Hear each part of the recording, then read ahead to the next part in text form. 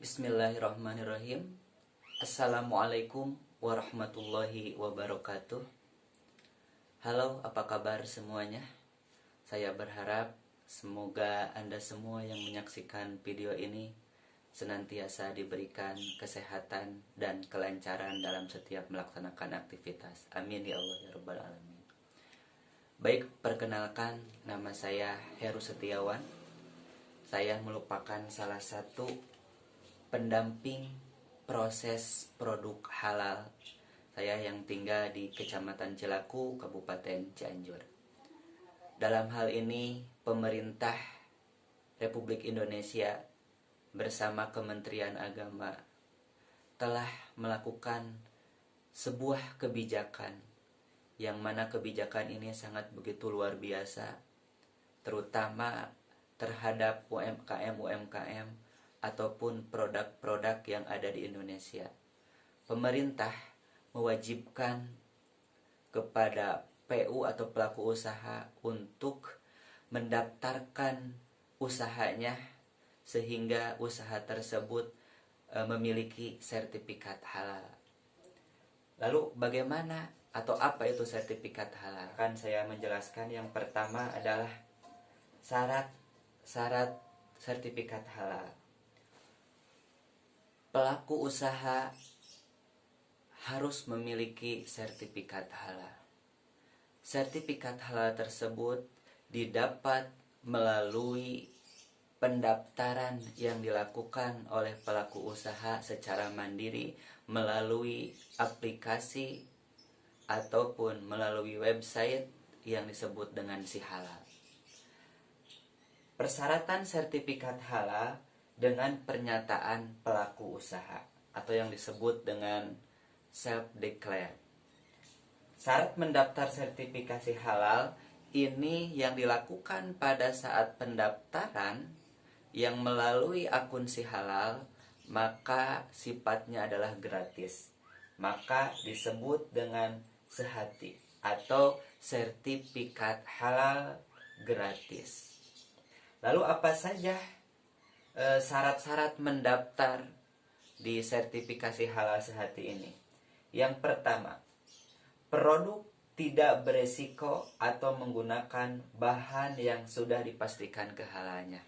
Jadi artinya ketika akan mendaftar sertifikat halal ini harus diyakinkan bahwa bahan ataupun produk yang digunakan adalah produk-produk yang halal. Kemudian yang kedua, proses produksi yang dipastikan kehalalnya dan sederhana. Jadi ketika tadi produk dan bahannya adalah bahan yang halal, yang kedua adalah proses produksinya pun harus benar-benar halal. Kemudian yang ketiga, memiliki nomor induk berusaha atau yang disebut dengan NIB. Bagi yang belum memiliki, bisa daftar secara mandiri melalui aplikasi ataupun website OSS. Kemudian yang ketiga atau yang keempat, memiliki hasil penjualan tahunan atau omset maksimal 500 juta yang dibuktikan dengan pernyataan mandiri. Yang selanjutnya, memiliki lokasi, tempat, dan alat proses produk halal yang terpisah dengan lokasi, tempat, dan alat proses produk tidak halal. Jadi kalau ada produk yang tidak halal itu terpisah, tidak boleh disatukan dengan proses yang halal. Kemudian yang selanjutnya, memiliki atau tidak memiliki surat izin edar. Nah ini kalau yang memiliki lebih bagus, kalau yang belum juga tidak apa-apa, masih bisa terdaftar. Kemudian yang selanjutnya, produk yang dihasilkan berupa barang. Ya. Kemudian tidak menggunakan bahan-bahan yang berbahaya. Ini sangat riskan sekali ya.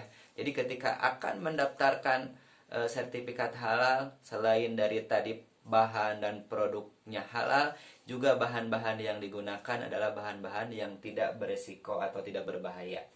Kemudian bahan yang digunakan sudah dipastikan kehalalannya. Jadi bahan-bahan yang digunakan saat proses produk halal ini adalah bahan-bahan yang kehalalannya sudah dipastikan, tidak diragukan lagi. Kemudian telah diverifikasi kehalalannya oleh pendamping proses produk halal. Nah, ketika nanti pelaku usaha mendaftarkan diri melalui si halal, maka akan dilakukan pendampingan oleh pendamping. Selanjutnya, jenis produk atau kelompok produk yang disertifikasi halal tidak mengandung unsur hewan hasil sembelihan. Ya, kenapa? Karena kalau hasil sembelihan itu harus memiliki izin kehalalannya. Kemudian yang selanjutnya, menggunakan peralatan produksi dengan teknologi sederhana atau dilakukan secara manual, tidak modern. Kemudian, proses pengawatan produk juga sederhana dan tidak menggunakan kombinasi lebih dari satu metode. Kemudian yang selanjutnya, bersedia melengkapi dokumen pengajuan sertifikasi halal dengan mekanisme pernyataan mandiri atau secara online melalui si halal. Jadi ini bentuknya adalah dengan bentuk pernyataan. Ya. Selanjutnya, lalu bagaimana alur sertifikasi halal ini dengan pernyataan pelaku usaha? Yang pertama dari pelaku usaha tadi dengan mendaftarkan diri, kemudian dilakukan pendampingan proses produksi halal oleh pendamping, kemudian nantinya akan disampaikan ke BPJPH, dan yang terakhir adalah komite fatwa yang akhirnya adalah mendapatkan sertifikat halal. Lalu bagaimana caranya? Yang pertama, pelaku usaha membuat akun, mempersiapkan diri data permohonan sertifikat halal, dan bersama dengan pendamping proses produk halal melengkapi data permohonan, kemudian mengajukan permohonan sertifikat halal dengan pernyataan pelaku usaha. Itu. Jadi double ya, antara pelaku usaha secara mandiri kemudian didampingi oleh pendamping sertifikat halal. Kemudian yang kedua, pendamping proses produk halal melakukan verifikasi dan validasi atas pernyataan pelaku usaha. Nah, saya selaku pendamping nanti akan melakukan verifikasi dan validasi terhadap pelaku usaha yang mendaftar untuk mendapatkan sertifikat halal. Kemudian yang selanjutnya, BPJPH melakukan verifikasi dan validasi secara sistem terhadap hasil pendampingan proses produk halal dan menerbitkan STTD. Apa itu STTD? Surat tanda terima dokumen. Selanjutnya, komite fatwa menerima hasil pendampingan proses produk halal yang telah diverifikasi secara sistem oleh BPJPH dan melakukan sidang fatwa untuk menetapkan kehalalan produk. Jadi setelah melakukan pendampingan, kemudian disampaikan kepada BPJPH dan akhirnya disampaikan juga atau diteruskan ke sidang fatwa oleh komite fatwa. Nah, BPJPH menerima ketetapan halal produk dan menerbitkan sertifikat halal, dan pelaku usaha dapat langsung mengunduh sertifikat halal dari si halal. Jadi sangat mudah sekali karena kita tidak harus datang ke kantor-kantor sertifikat halal, tetapi ketika kita sudah daftar dan sertifikatnya keluar, kita dapat mengunduhnya. Sejak pengajuan permohonan ke BPJPH atau disebut dengan status submit PU, verifikasi dan validasi oleh pendamping PPH, penetapan halal di komite fatwa sampai terbit sertifikasi halal dari BPJPH, self declare ini selama 12 hari kerja. Lalu dalam digitalisasi dokumen persyaratan ada apa saja? Yang pertama adalah surat permohonan sertifikat halal. Di mana surat permohonan ini didapat? Kita tidak langsung membuat atau membuat secara manual, tetapi kita difasilitasi langsung dari akun si halal. Kemudian aspek legalnya adalah NIB atau NIB atau nomor induk berusaha. Ini merupakan aspek legal yang wajib yang harus dimiliki dulu sebelum mendapatkan sertifikat halal. Kemudian dokumen penyelia halal. Apa saja? Yaitu pertama penetapan penyelia halal, kemudian fotokopi, dan ada juga daftar riwayat hidup. Kemudian yang keempat adalah mencantumkan nama produknya apa. Kemudian daftar nama bahannya apa saja. Kemudian bagaimana proses produksi ini dilakukan sehingga mendapatkan produk yang halal.